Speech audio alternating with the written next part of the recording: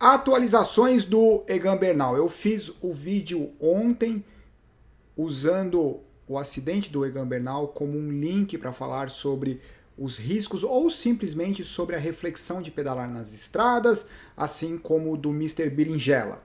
No momento que eu estava gravando o vídeo, existia pouquíssimas notícias sobre o que aconteceu no acidente. E uma das minhas expectativas e a minha torcida é de que não seria nada grave, nada que colocasse a vida dele em risco, e não é, mas a torcida também era para que não afetasse o calendário, a programação de treino dele, o que infelizmente aconteceu. A última atualização, deixa eu colocar, que vocês podem entrar no Instagram da Ineos. A última atualização mostra que, na verdade, é talvez mais grave até do que eles estão falando nesse momento, porque existe a fratura do fêmur, da patela, perfuração do pulmão, fratura de várias costelas e fratura da vértebra. Eu li em algum lugar sobre o reporte médico do hospital da Colômbia. Parece que ele já passou por 2 cirurgias, e essas 2 cirurgias iniciais eu acho que estão associadas a 2 segmentos distintos da coluna. Eu acho que T5, T6, que é a torácica, e bom, eu não lembro, mas são 2 pontos distintos. Um ponto está associado ao disco vertebral e o outro ponto associado à vértebra propriamente dito, além do fêmur. E a gente precisa lembrar que as fraturas, existem diferentes tipos de fratura, né? E elas podem ser mais graves, ou então assim, não é simplesmente fratura, né? E se tiver algum médico, algum especialista, algum traumatologista, por favor, se quiser falar um pouco sobre os tipos de fratura e o que isso implica no tempo de recuperação ou nas possíveis consequências além da estrutura óssea, porque quando você tem uma fratura, você tem todos os tecidos que estão próximos, e esses tecidos você pode influenciar também os tecidos que estão em volta.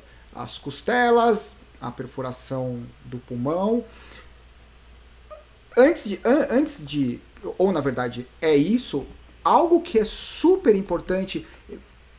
Pena que eu não tenho a minha memória não é a das melhores em relação a nome, mas um tempo atrás algum socorrista começou a fazer alguns posts específicos para ciclistas, né, para mountain bikers ou para quem pratica esporte. E eu acho super pertinente, porque se nós olharmos todas as fotos do acidente, ou até mesmo os vídeos de celular, o Egan Bernal ele está parado, imóvel, né? O que obviamente isso não é algo instintivo, né?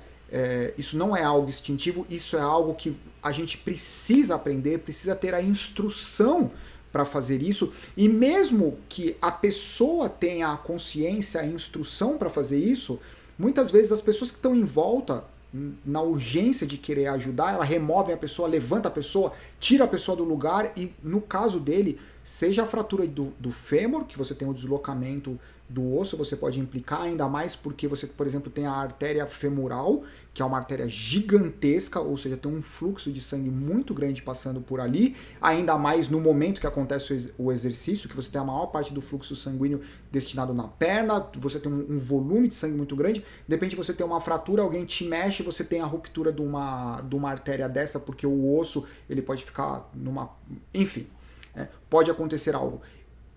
Além disso, o risco maior ainda é associado à coluna vertebral, né? Então, quando você tem um trauma, quando você tem um choque, a melhor coisa, deixa parado. Protege a área, sinaliza, não mexe. Deixa a pessoa, conversa com a pessoa, tenta evitar tocar, a não ser que você seja um socorrista e seja treinado para isso. Então, se nós olharmos a foto, eu não sei se foi... Eu duvido que tenha sido por simplesmente sorte. Eu acho que as pessoas que estavam ali envolvidas, até mesmo os próprios ciclistas, deixa parado, espera a ambulância chegar. Mesmo que a ambulância chegue, tenha certeza que o socorrista é extremamente cuidadoso para não para impedir com que a tentativa de ajudar se torne algo que possa piorar a situação. O que isso pode significar em relação ao ano do Egan Bernal? Fratura do fêmur por si só, independente de algo possível, de uma possível maior gravidade de algum tecido, algo ou tipo da fratura, a gente está falando de pelo menos 6 meses. Né? Esses 6 meses, porque também teve a fratura da patela. A patela é o ossinho que vai aqui no joelho, esse ossinho solto. Tem 2 ligamentos importantes, então tem uma função importante na estabilização. Então tem a patela, o fêmur, isso por si só, a gente está falando de pelo menos 6 meses. Então 6 meses da recuperação, mais 6 meses para voltar para o ritmo de competição no nível que é ele, porque nós amadores a gente fala o tempo de recuperação, então assim, a partir do momento que a gente começa a fazer alguma coisa, a gente já voltou para a vida normal. Né? Passou 6 meses, meio muleta, cadeira de roda, imobilização, quando você começa os primeiros treinos na academia, você já está se sentindo fazendo algo novamente. Para o atleta, esse caminho é um pouco mais longo, porque esse caminho ele se encerra quando ele volta para as competições. Então a gente está falando de pelo menos um ano, considerando um cenário normal. Agora, isso pode ser encurtado por toda a tecnologia envolvida hoje em dia em relação à recuperação, aos tratamentos, à metodologia de reabilitação, mas ao mesmo tempo para voltar de novo, para voltar para o ritmo de competição, é uma outra história. Algo que a gente não pode esquecer de levar em consideração é o aspecto psicológico do que esses acidentes causam, né?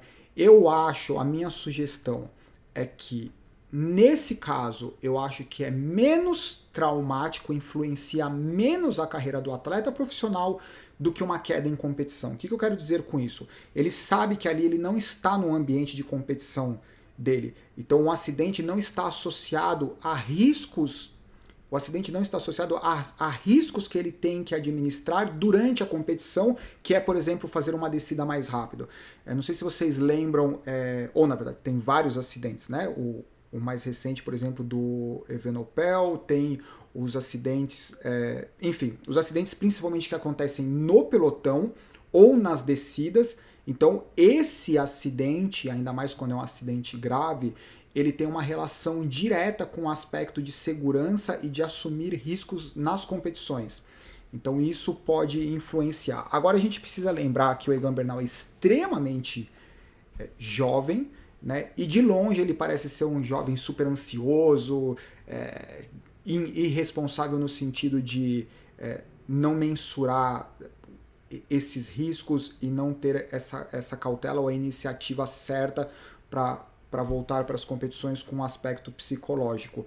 Várias pessoas têm comparado o que aconteceu com o Chris Froome, né, que foi, eu acho que foi quando ele estava se preparando com a contrarrelógio para o critério do Dauphiné, e todo mundo acompanhou esse processo extremamente longo, mas o Chris Froome ele é pelo menos 10 anos mais velho do que o Egan Bernal, então no momento da recuperação, no momento da carga que o corpo já tem, a gente tem que considerar isso, e inevitavelmente o Egan Bernal é muito mais jovem, uma recuperação talvez muito mais rápida, mas a torcida é essa, e é uma pena que até esse momento, bom, primeiro, diante de todo o cenário, né, eu acho que o fato de ter essa possibilidade de recuperação já é algo que é positivo, e às vezes acontecem esses traumas, esses freios na nossa vida, talvez para aprender algo, para refletir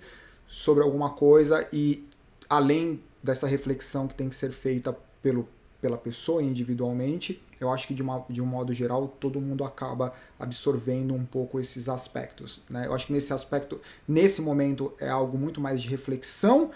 Em pouco tempo, tudo isso vai se transformar numa energia muito positiva de recuperação e de superação, e com certeza é isso que vai acontecer. A última coisa que a gente gosta, que a gente quer ver, principalmente no esporte, são atletas fora do esporte temporariamente ou permanentemente por acidentes, né? A gente quer ver os caras fazendo o que eles fazem de melhor. Como torcedores é sempre bom a gente enxergá-lo, conseguir ter a oportunidade e o privilégio de ver esses caras fazendo coisas que a gente não consegue nem imaginar como eles conseguem fazer, e que na recuperação seja da mesma forma, que nos impressione da mesma forma. Eu acho que é isso, abraços, tchau.